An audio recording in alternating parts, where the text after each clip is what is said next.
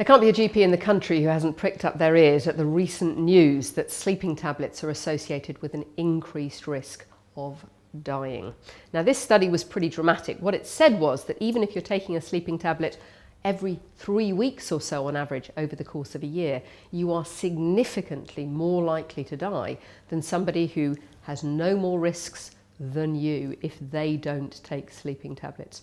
People who took sleeping tablets up to 18 times a year were up to 3.5 times more likely to die. People who took them on a really regular basis, more than say twice a week on average, were up to 4 times, sometimes more likely to die. And there did seem to be a link between taking sleeping tablets long term and getting cancer.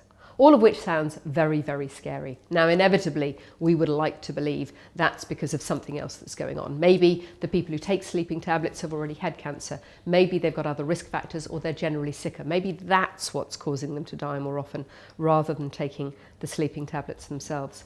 But it's difficult to know, and certainly this study did seem to suggest what we as doctors have been saying for a very long time, which is sleeping tablets are a bad idea.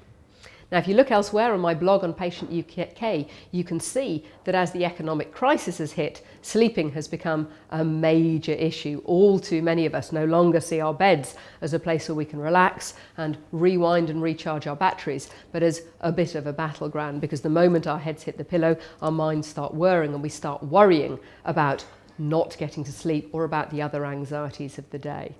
The problem is that very often the solution to that, as far as my patients are concerned, is to come in and ask me for a sleeping tablet. Now, I see that as a doctor from the opposite end of the spectrum. I see the patients who've been taking sleeping tablets regularly and who are now completely hooked on them. What's the answer?